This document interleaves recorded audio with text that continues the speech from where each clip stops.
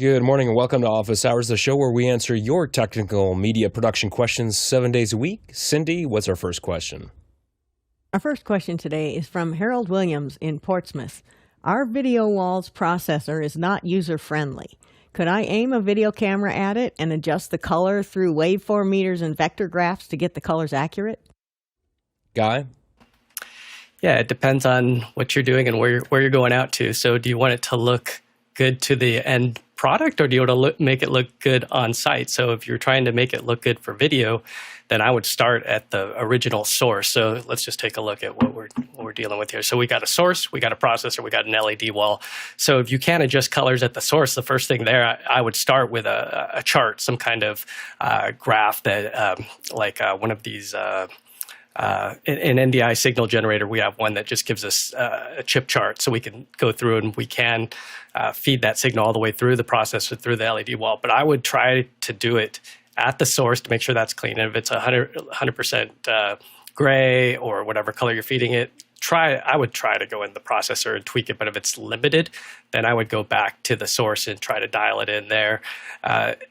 You're just going to have some fun trying to get this to jive with your camera. I had this just the other day in LA. We had an 85-inch TV, and at the last minute, they were like, hey, and the TV was behind the client, basically was acting like an LED wall, and they're like, hey, you're a little warm, can you cool it down?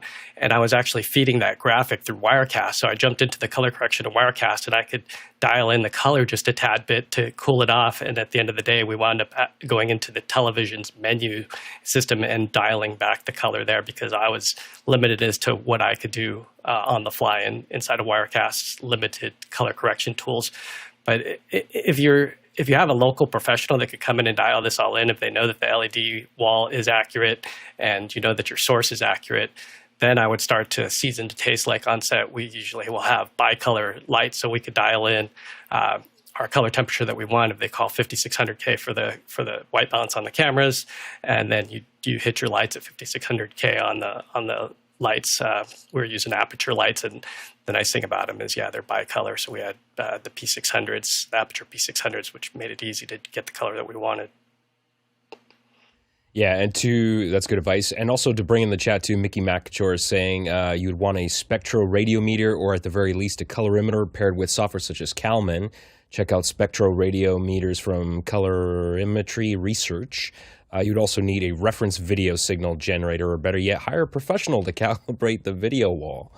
That's all excellent advice. Hopefully that helps you out, Harold, get going in the right direction. Next question. Next up is Tlaloc Lopez Waterman in Brevard, North Carolina, asking, has anyone been experiencing Davinci Resolve Studio requesting the license key on every opening? It has become quite frustrating. You know, I own a copy of Davinci Resolve Studio. That's the editor that I use, but I've never had that particular licensing issue. I did a little searching on that, and apparently other people have had this problem too, and it can stem from having the license possibly on more than two computers. It can also be an issue if you're running it on an unsupported operating system. There could be a couple factors. You may need to try trashing the preferences file and restart and reloading it. And if that doesn't fix it, assuming that, Tlaloc, I have no reason to assume that you're using a weird version of Mac OS or whatever operating system you're using. So you may need to reach out to Blackmagic Design Support if that doesn't actually solve the problem. Next question. Jeffrey Reyes in Bronx, New York asks, any thoughts on the new Project Indigo camera app from Adobe Labs? It was developed by Marc Levoy, who used to work for Google Pixel computational photography team. Courtney, start us off. Yeah, I took a look at this, and these two guys are pretty smart, and they developed a lot of the camera app. This is for still photographers. This doesn't have anything to do with using your camera as a video source or video capture or streaming device. It's computational effects for taking still photographs, and it's an app. It's a free app, and it uses Adobe's interfaces with Adobe Lightroom. So you have that access and that interface, so to make you comfortable. And basically it does what they used to do on a lot of the Google Pixel phones. for the iPhone. It's right now only an iPhone app.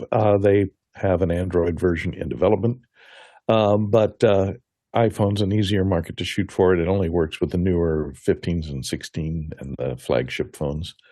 And it does things like reduce noise by shooting multiple stills at very fast rate, and then averaging them out and determining using the depth information and to determine where to set exposure for different areas, and to sum the pixel values rather than to turn up the gain for low light level and HDR photos. So this will reduce noise considerably if you're not turning up the gain on the image capture sites in the camera sensor. This creates less noise, and then it averages the noise over multiple captures of that same still, which it does in rapid succession. So it gives you a smoother, cleaner image at low light, and lets you balance bright foreground objects with deep background objects, like, for example, the night sky. If you have someone in the foreground and you want to see the moon and the stars in the sky, it can separate those two using depth, and then apply sum the pixels in the background, but not in the foreground, so that your foreground exposure doesn't get over. So it's basically used for noise reduction, exposure value calculation, HDR generation, and that kind of stuff. So it's computational photography. It gives you little tools like histogram and basically meters to let you meter the exposure values and come up with a nicely calculated image using a lot of software, and do it quickly. Next question. Next one is from Marco Panseri in Stockholm, Sweden. Can the Blackmagic Design HyperDeck Extreme 4K receive and record SDI embedded audio? Can't find settings for it, and it does not do it by default. HyperDeck Studio 4K Pro does it by default. Guy. Yeah, I've had the 8K version, and I do a little demo on YouTube. If you search for Blackmagic HyperDeck 8K and you jump to about 3 minutes in, you hit that audio tab, and then you have three choices here, because the back of this thing has XLR ins and RCA ins. So you just want to make sure that the video is selected, because in the manual it shows that it'll do, or here's what the back looks like. You got your analog audio in, you got your RCAs, you got HDMI. It does show that it does 64 channels of embedded audio for SDI, and you just want to make sure that there might be a setting that says which channels that you want, and you might not. It might say like 1 through 8 or something like that. I just can't recall. I made this video like 3, 4, how many years ago? 5 years ago. So, but yeah, that's where you would check the audio tab up here at the very top where it says record, monitor, audio, and then you switch it to this one that says audio input video. Very cool. Next question. Next up is Brian in Washington, D.C. asking, oh, no, maybe next up is Paul Valhus in Austin, Texas asking, are sound blankets most effective in front of you, behind you, or to your sides? Courtney, what do you think? Well, they're most effective over you. You know, you just put them over you, and then and blocks out all the sound all around. But if you don't want to see them on camera, the best thing to do is to eliminate standing waves. And standing waves happen between any two perfectly parallel surfaces, like a wall on either side of you, or a wall in front of you and a wall behind you. If you put a furniture pad on one of those walls, it stops the standing wave, so you don't get that repeated echo back and forth and back and forth and back and forth. So always put it on two walls, preferably the ones that are out of shot, so that you're not giving away how you're improving your sound, or, you know, if your sound blankets are ratty and ugly. You know, you don't want them necessarily in the shot. Put them on the walls, the parallel walls, one of each parallel wall out of the shot, and that will reduce your standing waves. Now, you will still have reflections from the wall that's not covered, but if it's behind you, the chances of direct sound from your mouth, let's say, bouncing off the wall in front of you and then hitting the wall behind you and then hitting the microphone, are less because there's a furniture pad in the one that's off camera behind you. That way the sound will never get, because you're facing the furniture pad, it'll never get to that back wall, or at least it won't get there in any strong amount to be a problem. So always put them on at least one of two parallel walls. Just a reminder, you continue to ask questions live on the show while we're doing it. And if you don't know how to do that, you can go to officehours.global/join. Just put in your name and email address. We'll send you the information you have. That's the best place to ask questions, vote on the questions, which drives the run of the show, and also chat with us while we're doing it. Next question. Here's a question from Brian in Washington, D.C. Adobe has yet to add the metadata field runtime to any of its schema, despite users requesting it for the past decade. This one field is preventing me from using it for compiling NARA log submissions, thus forcing me to pay for CatDV. What gives? You know, I've never heard of NARA, and I don't know what that is. You've completely stumped me. This sounds like an extremely niche vertical thing that I don't know if anyone on the panel has any experience with, Brian. So we don't have an exact answer for you here. You could always try posting it on another day. Oh, it looks like Courtney's jumping in here. Courtney, you have a thought? Well, I haven't looked at the metadata. You know, I wrote a couple of tools for dealing with metadata in audio, broadcast wave audio files. So I know a little bit about storing metadata in files and the various schemas using IXML to embed a separate chunk into a file. I have not looked at this, the metadata stored in video files yet, but so I can imagine runtime might be an issue because it depends on the capture rate of the camera times the sample rate that you're playing it back. So runtime can be are you running in slow-mo? Are you going to be playing it back at a different rate than what you're running it at? So runtime for NARA log submissions may not be accurate depending upon the frame rate that you chose. So maybe that's why they're not including runtime in any of their schemas. IXML or XML the X stands for extensible, so that a lot of times you can create your own schema and use it. I'm not sure if the camera that you're using or Adobe is using to process images or videos is keeping all the metadata, or whether they're applying their own schema into their metadata chunk. If they are, you could maybe modify that and change the default schema that Adobe is using to automatically calculate runtime based on the capture frame rate and the sample rate. Usually this is calculated on playback. So because runtime, like I say, is variable depending upon speed of capture versus speed of playback. Next question. Jeff Veely in Henderson, Texas is asking, is there a device that can power on and off USB-C device and be controlled by StreamDeck versus a physical switch? You know, I've used inline adapters that just have basically a rocker switch that can turn off and on USB devices, but it sounds like what you're looking for is something that can maybe support some kind of wireless standard, like maybe HomeKit or one of those other standards. And I'm sure there's probably somebody that has one. I've just never really looked for it. So I didn't have a chance to do any research. Maybe Courtney Gooden found something on Amazon. What do you think, Courtney? Not necessarily that will control USB. The problem with USB-C devices is they have to handshake. They have to be on to handshake, so they can't be off to handshake, and they have to handshake to tell them what power to supply to the client device. So that's kind of problematic, that if you turn off the power to the device that's connected at the end of the USB-C cable, it can't return the handshake or acknowledgement. So, because it's off. It's a little bit problematic, I would say, to give it a command to turn on without it already being on. So it couldn't respond to a command to turn itself on if it's off and if there's no power on it. What you could do, though, is get a power strip that has multiple outlets that are controllable via the StreamDeck or via any, they're compatible with Google Home and Amazon Alexas.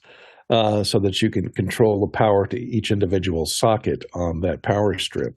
And then you could just plug your your USB-C power supplies into your various things into that power strip, and then you could use your StreamDeck to turn on that outlet. It would power up the power module that's feeding that particular device that is connected via USB-C.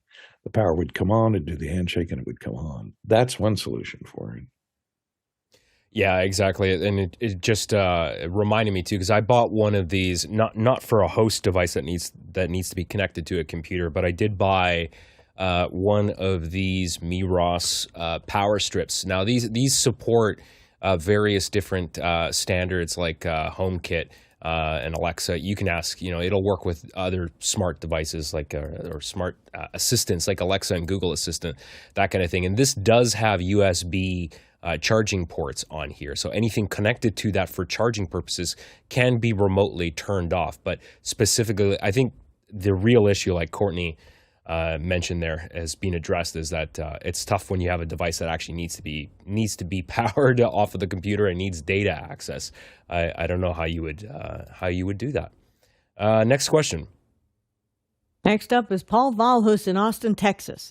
What will be the impact of first beta of Camera Verify, a feature of Sony's camera authenticity solution that enables external sharing of image authenticity information via a dedicated URL?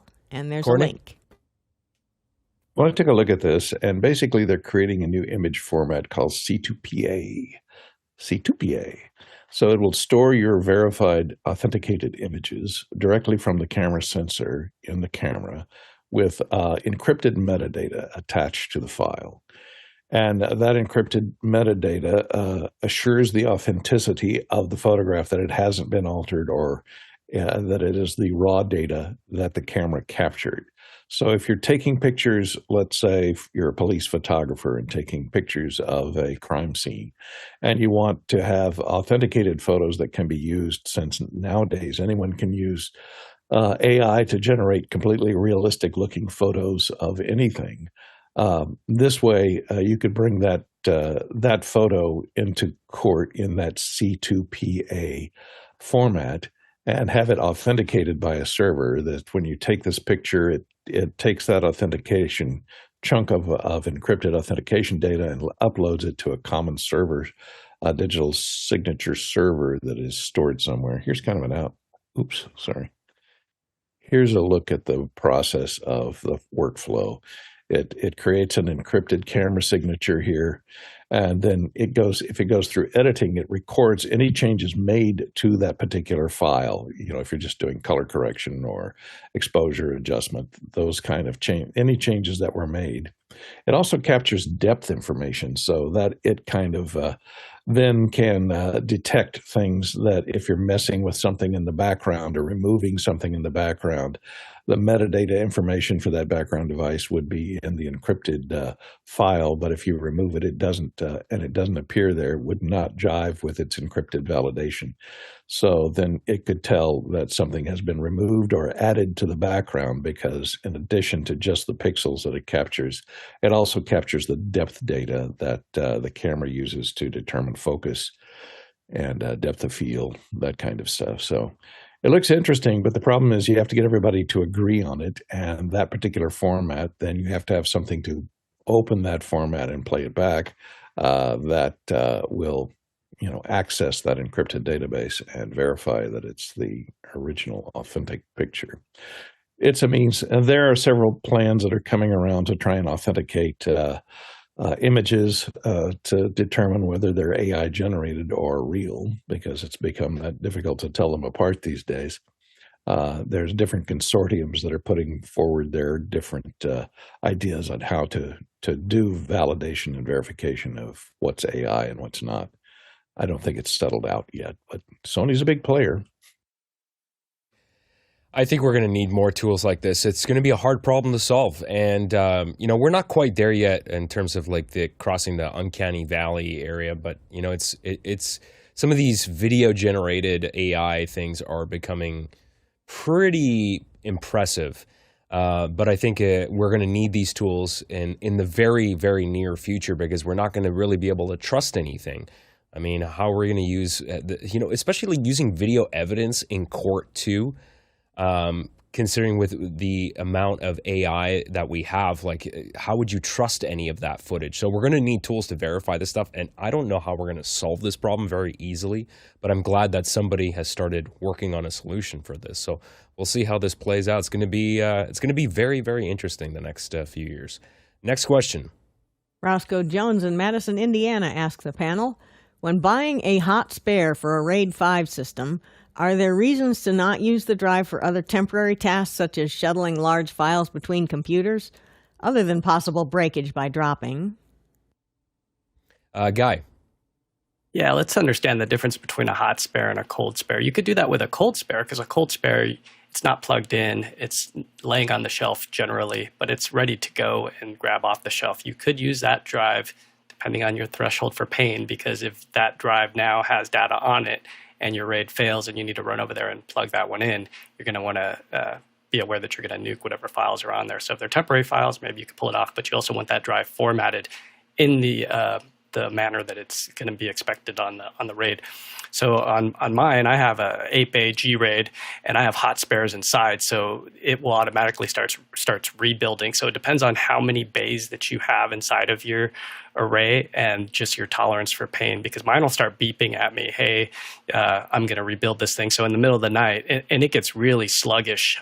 So if you have projects and whatnot, the rebuild process is going to slow things down to probably like less than half of what you're expecting. And we had a RAID at our old office where every couple of years one would die, it would beep, and we knew that we just had that hot spare ready to go, and you would just have to tell it. Well, first you had to silence the alarm because it was like beep, beep, beep, it'd drive you nuts. But once you silence the alarm, then you can say, hey, rebuild, and it'll start rebuilding. So it just depends on your RAID and your tolerance for pain as to what you want to do. But generally, I even like RAID 6 because then you could have multiples, because if during that process, if another drive fails, which can happen, I've had it happen, 2 drives fail at the same time, this is when having other options besides just RAID 5. But it, again, depends on your tolerance for pain and if you have that RAID backed up somewhere else. And just to let you know, if you're enjoying this show, we have other shows on this fabulous network. We have on Monday evenings our evening Q&A show, which is called Extra Hours, and that's at 6 p.m. Pacific Standard Time.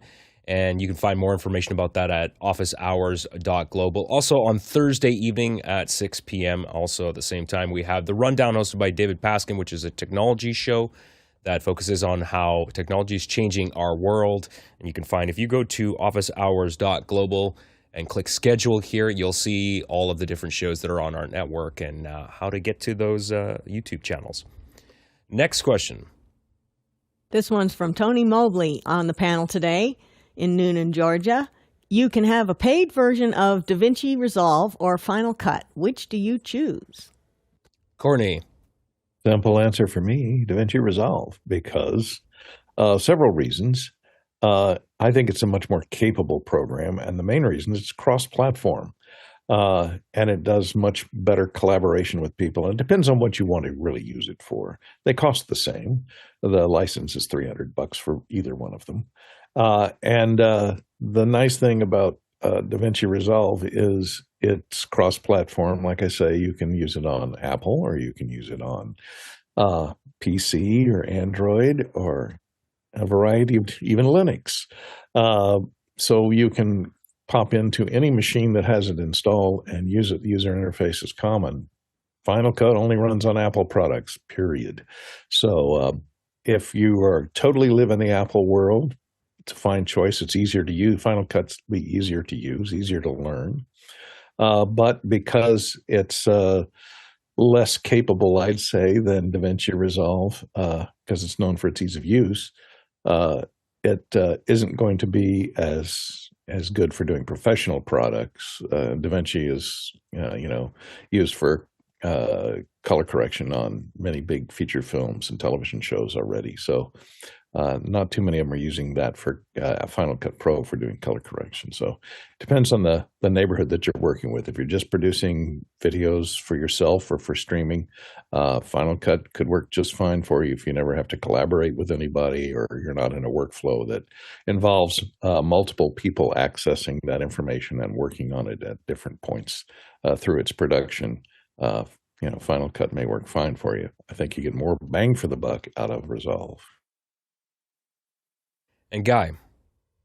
Yeah, as a longtime Final Cut user, last night was Lofty Pug's final meeting, and kind of sad to see the end of it. But here's 25 years of meetings, and I had to scroll to the very, very, very, very bottom. And I used to attend these meetings all the time, but there's some pictures of a young Guy Cochran in there back in 2002, so 23 years ago. And some of these guys, Josh Melliker, Andrew Ballas, these are the guys that really, Steve Martin, really made that group wonderful. And I was a big Final Cut Pro fan. I was teaching Final Cut across the nation. So these days, though, because of the price of the internal storage of my PC, I'm able to put a secondary NVMe inside of my PC, which is a 4 terabyte drive. So I'm constantly using Resolve because not only that, the graphics card in there is an NVIDIA, and it's super powerful. So when I'm on the road, I'm taking that with me. If it's a fast project where I'm not working with other people or collaborating, then I have a MacBook Air that I bang out using Final Cut 10. It's a wonderful app, and I know Bill or Chris Fenwick were here. They would tell you all the reasons why it's a better editing app as far as being able to catalog things and add those roles and whatnot. But for what I'm doing, generally I'm just banging out stuff in Resolve because of the performance of the hardware. Yeah, and for me personally, I mean, I'm already using Resolve. I started on the free version, then moved to Studio. I can't imagine switching. Final Cut is good, but I can't imagine switching or choosing anything else. And mainly because Blackmagic they're the only company that is putting a massive amount of resources into developing this nonlinear editor that I know of. And it's just evolving at a breakneck pace that it just seems like no one else can really compete. And you would think Apple, as a company that has all the money in the world to do this, they're developing Final Cut extremely slowly. And I know there are many Final Cut users that use it and enjoy using it, but are somewhat frustrated with the slow development. And it's actually very much akin to in the world of professional audio with Avid and Pro Tools. I mean, Pro Tools evolves at an extremely slow pace, but if you're already locked in and you have muscle memory with keyboard shortcuts, someone like me that's used Pro Tools for 20 plus years, it's really hard to switch. But I see what everybody else is doing in the market now, and man, like what PreSonus is doing with Studio One, 2, again, perfect example. Like what they're doing is very much similar to what Blackmagic is doing. They're just hiring a ton of people, putting a ton of resources into it. It's really hard to keep up with that. So it remains to be seen what Apple's going to do with Final Cut. I think they could stand to have a much larger development team and maybe evolve it at a much faster, more competitive rate. So we'll see what happens. But right now, Blackmagic has a lot of advances, a lot of benefits in the color editing or color correcting department that other apps don't have. And I know a lot of color editors that just really rely on Resolve.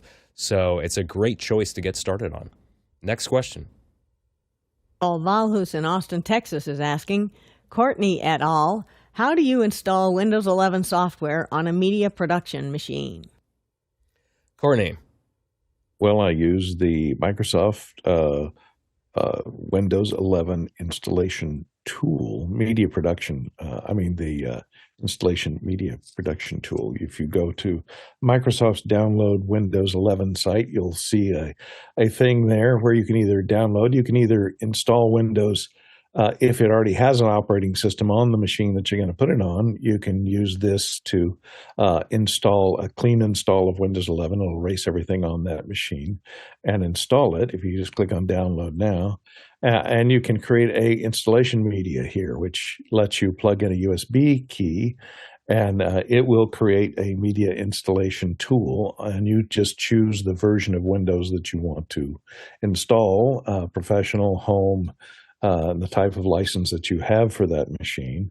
And then you just put it on a USB stick, 32 gigabyte USB stick. I have one, and I put a little tag on it to tell me what version of Windows this will install. And I can just plug this USB key in, boot up into it. It'll boot to the USB key, even if it has no operating system on it whatsoever, and it will do a full install of Windows 11. Of course, this is the version of Windows 11 at the moment in time that you created it.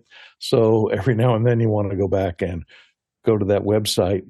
Microsoft supports Media Installation Kit, and redo that USB key, because the versions change every 6 months, and actually more frequently than that. But I mean, once you get it installed, then you can run Windows Update.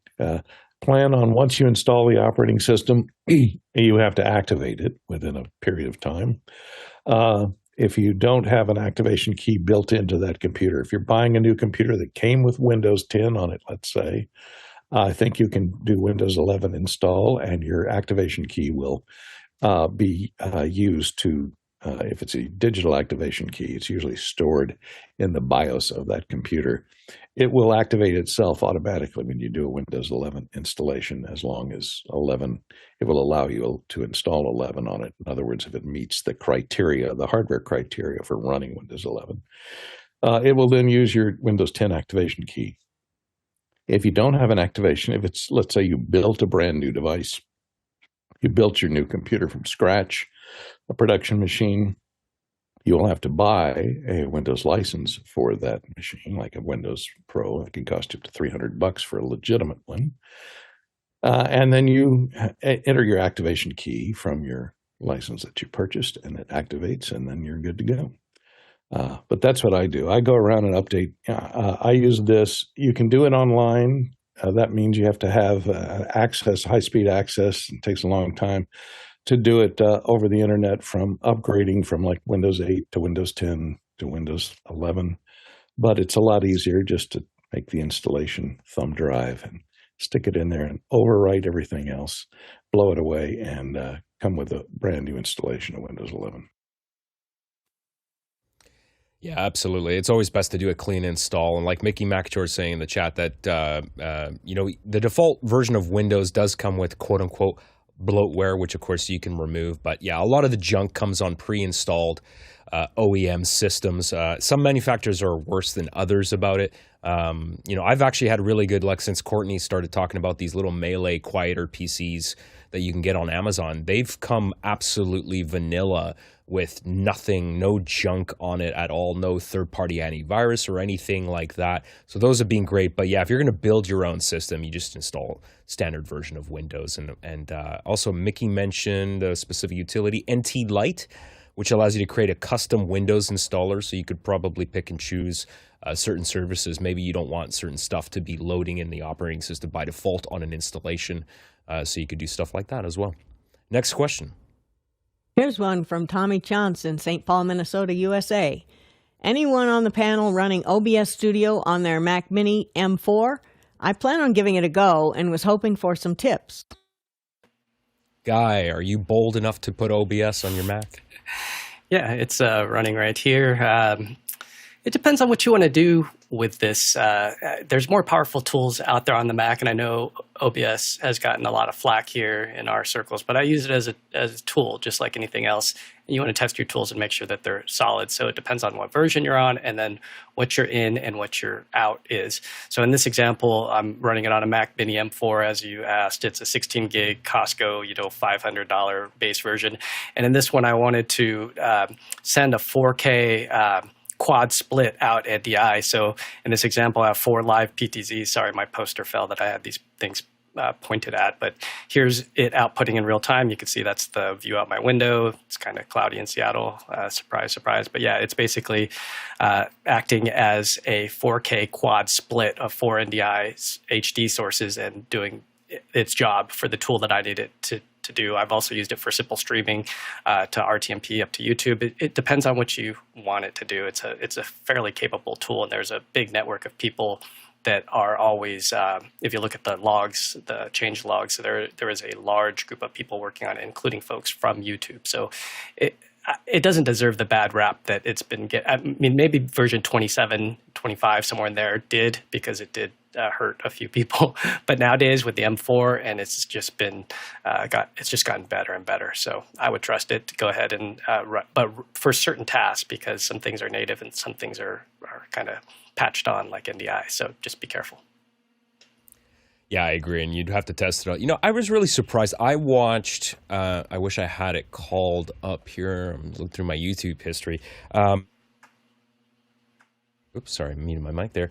Sandwich Videos, the company that did the production for John Gruber's The Talk Show at WWDC this year, they did a whole behind the scenes about how they did all the spatial video production. It was really interesting, and in fact included they had a guy there with a MacBook Pro and was running OBS, and I'm not sure, maybe that's because OBS has some support for some of the spatial stuff. I'm not sure why they chose that. Maybe that was the only application available at the time. So obviously there are people that are using it in production, and they had pretty good results with that. So I think just giving it a shot and testing it and see if it works for you is probably a good thing to do. Guy, you had another comment? Yeah, and remember, this is free software developed by the community. If you want something paid, there's Mimo Live, there's Wirecast, there's Livestream Studio. So there's other options on the Mac to get you to where you want to go. It just depends on your automation and what you're trying to do, because you can't fire off StreamDeck buttons for scenes inside of OBS. So there's simpler integrations. I do like Mimo Live for the iPad capability for building my buttons the way that I want and having video inside of those buttons. So again, what are you trying to do? If you come back with another question saying specifically what you're trying to do, I'll rebuild it here and see if it works, or see if I have all the softwares mentioned. So I pay for all these, so they're here. If you ask a question, I'm here for you. Just a reminder, you can ask questions on the show. You can actually do that 7 days a week, and the easiest thing to do is go to it's askofficehours.global. There's no login or anything like that. You can just post your question. We'll put it into the queue and make sure it gets on the show. Next question. Paul Val, who's in Austin, Texas, is back with us. What features most impress you about the new Saramonic Air dual-channel 2.4 gigahertz wireless microphone system, which features intelligent noise cancellation, a discrete 9.7 millimeter lavalier mic, real-time monitoring, and adjustable EQ tuning? That's a lot of features. I've used some Saramonic products. They're not super high-end, but they have these interesting little solution boxes for mobile stuff. Courtney, have you had a look at this? I think so, because a link came into my email a couple of days ago, and I looked at it. And now I'm trying to search for it, and I can't find it anywhere on Saramonic's site. It's not mentioned, so it's probably a brand new product that they've just announced, so it doesn't exist on their website yet. They have their Blink Wireless, which is a 2.4 gigahertz dual channel wireless system, kind of like the DJI wirelesses or the Rode Go wirelesses that have two transceivers. If this is the one that I looked at, it has round, well, maybe it's not if you're showing picture. I couldn't find a picture of it. This has a little round transmitters. They look like a button. Maybe that's what he's talking about, the 9.7 millimeter lavalier mic. It's just a little round button. It attaches with a magnetic, a rare earth magnet on the back of it. They say it has 10 hours. The one that I saw says it has 10 hours lifetime on the battery. Remains to be seen. But if you're using the active noise cancellation, I think it drops to about 7 hours of useful transmission. It does not, the one that I looked at, like I say, if that's the one, and I'll have to do some research to find it because I couldn't find it. Other than that email, which is on another machine. Yeah, they just did a press release. It looks like they announced it on Instagram. Yeah, it was an Instagram link. Yeah, that's why I couldn't find it online. But it was round, about the size of a button, a large button. So about 10 millimeters. It does not have an external. It doesn't record. It doesn't have an external mic input. So if you want to use it concealed, not on the outside of your clothing, then it's not the mic for you. But it's a dual channel. 2.4 gigahertz, and the same thing is true of all the 2.4 gigahertz wireless mics. They're line of sight. They say, if I'm remembering the specs correctly, up to 100 meters of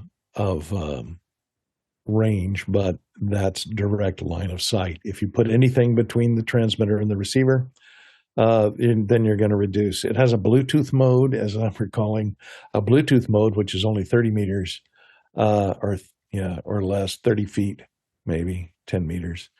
It can operate in Bluetooth mode without the little receiver. It has a little receiver that'll plug in with a USB-C connector on it that plugs into the bottom of your phone or any other device that accepts USB audio over a Type-C connector. So you can buy that receiver separately than the transmitters, because the transmitters can be used with some of their software that supports the Bluetooth transmission.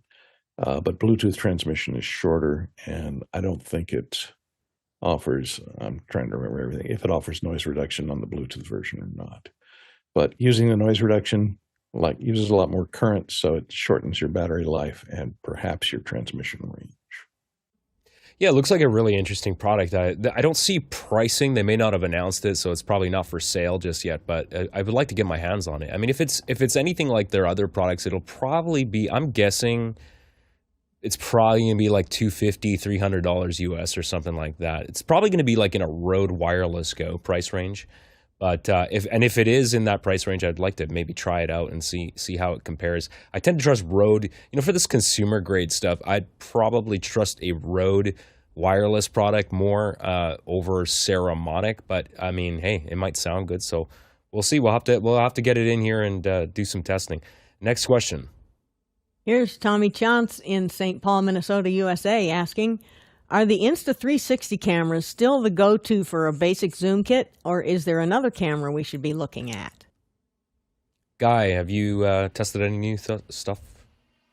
Kinda, yeah. So yesterday I was just using my Insta 360 link and just jumped over to the product page just now. I paid a lot more for mine. I think I paid $299. They're on sale for $179. Oliver did have this other one, which is the an OBSBot model. He actually had the tail too, but if we're comparing apples to apples, it would be this $299 version of almost the same webcam. So $299 versus $179 is kind of a no-brainer.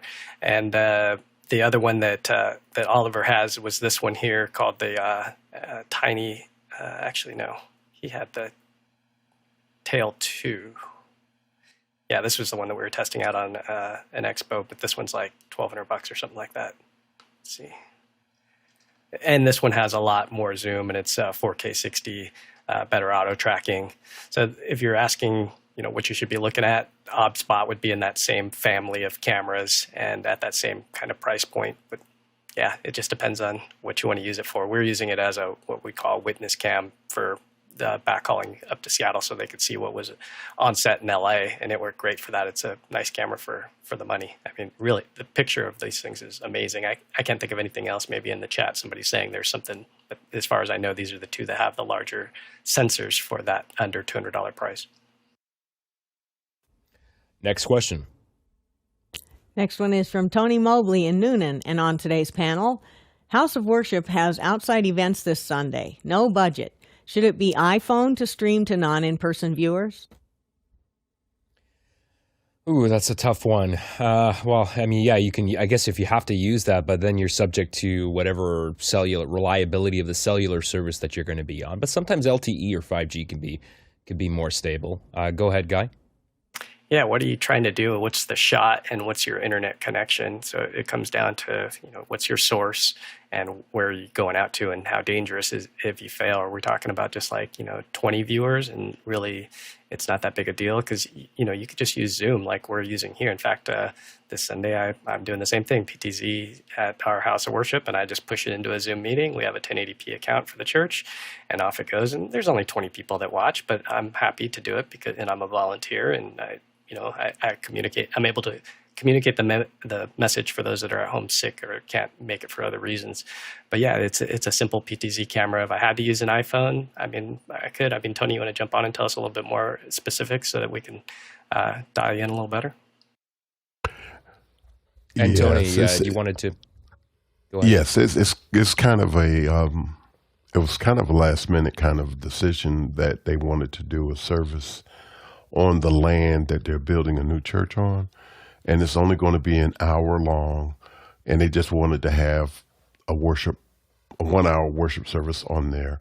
And so I was trying to figure out the best way to do it based on it being last minute. And then For those people that there's going to be probably, I would say 20 or so people that possibly would be watching online. And I was thinking that we would use the iPhones to do Zoom and then just stream it to Zoom and they could watch it in Zoom. But I was just wondering if there was some other ideas in terms of, with no budget, how to do that. Courtney?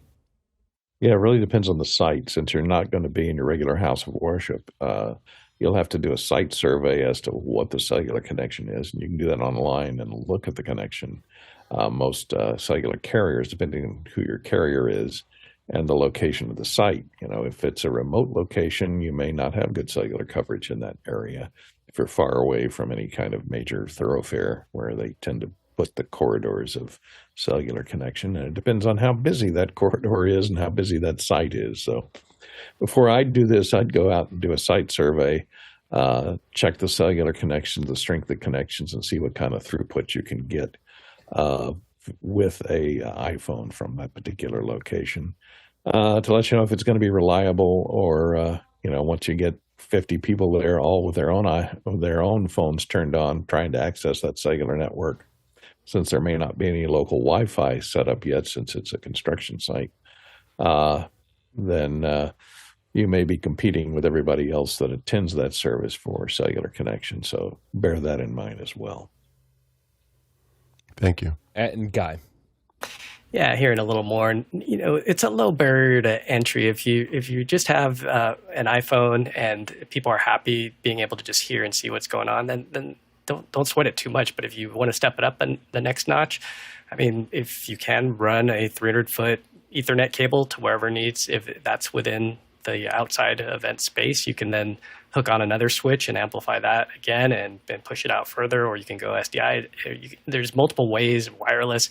It just depends, again, on what equipment you have, where your internet's at, how far you want to take this, because you can just do a POV shot sometimes from a second story or third story or something and get an overview, and then still have people at home that are able to talk about what they're seeing on the ground. You don't have to overly complicate this. I know we did Cinegear pretty simply. I say simple. It was basically a camera, down on the ground at the location feeding up SRT. So you don't want to get this crazy, but we're feeding a bonded cellular signal back up to a master control, and then we're pushing that back into Zoom. So if you want to go that crazy, you can. And I'm happy to help you, Tony, if you want to send me an SRT feed. It's not that hard, actually. It's just an app. It's $9.99 for Larix Broadcaster, and that would give you 4K. If you want to test, I'd be happy to help you. And next question. This question is from Pedro G. Gonzalez III in Washington, D.C. What tech conventions or shows are coming up, and are there any that you plan on attending? Arshid, you going to something?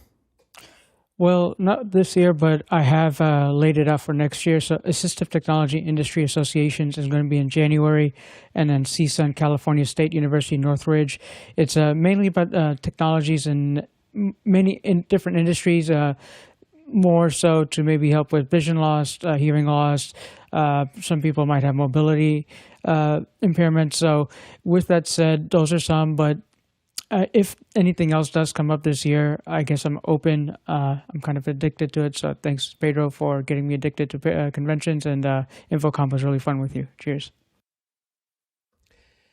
If you like the show that you're listening to today, there are various ways you can support office hours. You can become a volunteer in the show. This show is entirely driven by volunteers. You can become a panelist. You can become a crew member. There's lots of different roles available. If you're interested in that, you can go to officehours.global/volunteer. You can also like and subscribe to the show, share it with a friend. Of course, you can also donate as well by going to officehours.global/donate. Next question. Andy Kokendorfer in Viera, Florida, USA is asking, what is the Brokeh lighting system? With a link. Brokeh, not bokeh. I see what they did there. I don't know. I've never looked at this. Has anyone seen this? I haven't really had time to research it. So I think, Andy, we will need to go back to the drawing board and spend a little more time to chew on this question. Let's see if we can maybe get one more question in. Next question. This one is from Jeff Simmons in St. Louis. Just an FYI for anyone wanting to play around with this kind of thing, controlling PTZs with an Xbox controller through Companion. Seems clunky for any real use case so far, but maybe fun to play with a link. Playing with PTZs. Who would have experience? Oh, Guy Cochran wants to say something about this. Yeah, I didn't have a chance to look at the video, but I do this with vMix. So vMix has a template built in, and so you get the buttons already assigned, which is nice, and then you could go ahead and move them to other functions that you want. So the nice thing is having that customizability, and then there's another way with central control that you can also make those gaming buttons do other things, like if you're used to zoom being here, or if you don't want this one to be a certain thing, you can make it preset 5 or home or wherever you want to go. So Jeff, you might want to also take a look at vMix if you're on a PC, or Joe DeMax's central control to see how much further you can take it if you're feeling that it's clunky, because you can get really good with Joe's software and being able to get things dialed in to where it works well for your shows, because it is all about that really fine movement.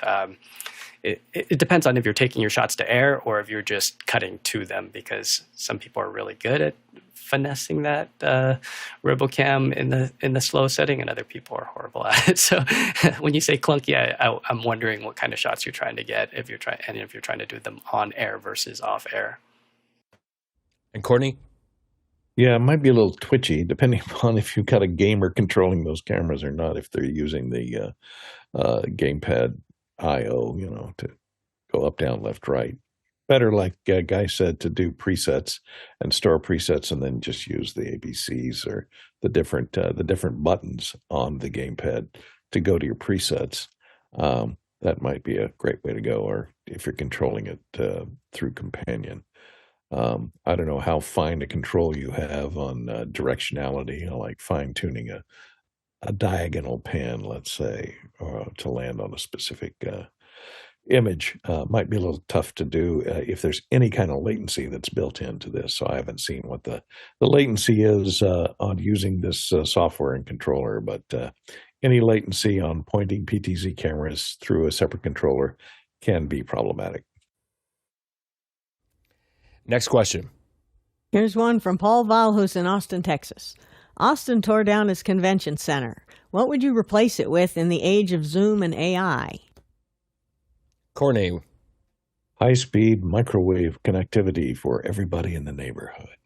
That's what I would replace it with. A big microwave tower so that it could supply Wi-Fi to the entire city for free. That would be what I would, because, convention centers, that way they can do everything as a virtual convention from then on out. Microwave. I better get my tinfoil hat on. I don't know if I like the sound of that. And you can cook your chicken just by sticking it on a stick and holding it up. Oh, there we go. Yeah. There we go. Multi-purpose. I like it. Next question. This one's from Harshid Trivedi in Daytona Beach, Florida, USA, and on today's panel. How would you strap up a cell phone for a convention? To be hands-free, and what mic? That's a good question. A while ago, I don't remember the name of the company that makes it, but it may have been Alex Lindsay, who there was a device that you wear, like a piece of jewelry around you, and you basically stick your iPhone in it so you can be completely hands-free. And it's like $50 on Amazon, and I don't remember what brand it was, but there are solutions for that. Courtney, have you tried one of these things? No, but just make sure you have optical image stabilization if it's possible, or at least electronic image stabilization. Because walking around with something that's mounted to your body it's going to be like this constantly. And unless you have some special software that's designed to smooth it out and take out that bounce, it's going to be nauseating for anyone to watch. So make sure that the image stabilization is turned on and mounted in a position. You look really stupid, but I like it mounted up on my head. That way, when I can turn my head without having to turn my body to look in different directions, so that you can turn your attention easily without having to do this with your body. Right. Got it. Much better, but you do look like a dork. Yeah, since we have a little bit of time here, and this is the last question, that somebody had sent me this in a Discord message. This is a cart that follows you. So it's a robot cart. So I think, yeah, you wear some kind of jewelry or something and it follows you. They've got a laptop on here with a power battery bank, and that's the talent. So the talent's walking with a handheld microphone and in-ears. And then they also have somebody with a Ronin that's walking along filming her. And then they had a big monitor. I'll put a link in the chat to this, but it was pretty amazing to see how people in China are actually live streaming with a Ronin following the talent with a cart following her. Nobody's running the cart. It's just a robot following, and that carries the LTE bonded signal with the power bank. And then there was another person holding a light and a monitor so that they could see the chat and they could see their framing. So I was like, wow, I feel like our NAB venture just got another couple of ideas of how to make this thing flow, because I'd never thought about detaching the monitor and making it wireless and then so we could just use like an HDMI, Hollyland or something like that, and then have somebody holding the monitor up so you could see chat and you could see other things. That way the talent's not encumbered by a small screen or some of the other options that we've had. But I'll put a link to this thing in chat, because it's something else. That's super cool and unexpected. I'm sure that's probably more than my $50 suggestion, because I was looking at one of these. I just found it here. So there's probably other brands that sell this type of stuff. They're mass-produced. Telesin, Telesin, neck phone holder. So it's just got the little mount there, and you stick your iPhone in it, and you just wear it around your neck. As far as the microphone, Harshid, I'd probably just get like if you have a newer iPhone that has USB-C, there's all sorts of companies that make little shotgun mic solutions that basically just plug right into the bottom of the port on the phone. So you can have something that's better audio than the built-in microphone. It's still not going to be, as good as getting a microphone close up to that person like a handheld microphone, but maybe a little shotgun mic might be a better solution than just using the built-in audio on the camera. Of course, you can also put the phone inside of some kind of small rig cage and bolt other accessories, even a little light for the talent there as well. So there's all sorts of little solutions you can build. Courtney, you have another suggestion? One other solution you might look at is if you're going to have it mounted to your body so it's hands-free, so you can keep your hands free. You might look at one of those little, arms that are used. They're plastic and have little joints on them like a gorilla arm, so you can reorient it. Because when you're going to a convention, a lot of times the stuff you're looking at is on a table. And if it's mounted on your body looking forward, it's great for interviewing people. But if you want to look at the device and you want to capture the device that you're talking about, you're going to have to lean your body over to shoot what's on the table if it's attached to your body. But having a little articulated arm that you can just kind of point it down. If you ever watch Tested, that website, Adam does all of his little blurbs that he does on his phone, and he just has it on one of those little things, one of those little articulated arms, that's little ball and socket arms, a lot of little ball and sockets. And he points it down, and then he works on the table, and he shows you what's on the table, and he cranks it back up, and then you're looking at him again, so that you can easily reorient it and keep your hands free, but be able to look down at the ground or up at the ceiling or in any direction, rather than having it firmly attached to your body. Guy? Yeah, I forgot to answer the audio part of this. I do enjoy the Sennheiser MD46 handheld microphone, and then Electro plug-on transmitters. And then if you can get an operator that is scanning those frequencies to make sure, with the transmitters off, to make sure that your receivers are getting a clear shot, and as well as some kind of Betso or one of the other PSE type shark fin antennas, so that you can really just these antennas will actually reject other frequencies. So if you know that you're at 650.4, you can say, I just want this range to be picked up by my receiver and tune out everything else. So audio is half of your project. So if you want good convention audio, as we've seen the Sennheiser MD46 with Electro, with somebody to actually scan for open frequencies is the key to the operation. And just one final suggestion here on the audio front that's going to be less expensive than the Electro, although that's, if you got the budget for it, go for it. Shure has now released in the SLX-D line the SLX-D35. So this is a plug-on transmitter solution like Guy's suggesting here. It's UHF frequency band. So this, you can just plug this into any dynamic microphone here, and that will give you good quality audio that's pretty reliable. I find that the SLX-D line, because I rent these are what I consider a baseline for any kind of reasonably reliable wireless. I don't like BLX and some of the cheaper stuff. These seem to be a little more robust. Cool thing about these ones, they will run on AA's. The SLX-D line will run just regular alkaline batteries, lithium ion, and also the rechargeable Shure lithium ion battery packs, which are really cool because they have rechargeable battery sleds that you can get for those things. And then, of course, the other thing that they've added on these is that there's a USB-C port on it, and you can power that off a USB battery bank. There's quarter 20 threads on that as well, so it is designed to be a camera solution. So if you were going to put this on a mobile phone rig, you could even just get a cage, quarter 20, put that on there. It'd be probably kind of cumbersome to have if you're going to put the phone right on your chest here and you got all this massive rig with antennas poking out. Might be annoying, but hey, there's other solutions there as well. Thanks to all the panelists for being here and bringing your A game and your vast knowledge and experience to answering these questions. And of course, to you, the producers, for putting in these wonderful questions. We wouldn't have a show without you, so thank you. And also to the incredible back-end crew of volunteers that wakes up 7 days a week to put this show on, to make sure everyone's prepped, to make sure the show's cut properly, make sure the stream works reliably. Thank you to the work that you do. And of course, if we were to have traveled around the world to answer all of these questions, according to the Telog Traversal, it would have been 25,000 miles, that's 41,000 kilometers, and 201 million bananas for scale. All right, let's jump into After Hours. See ya.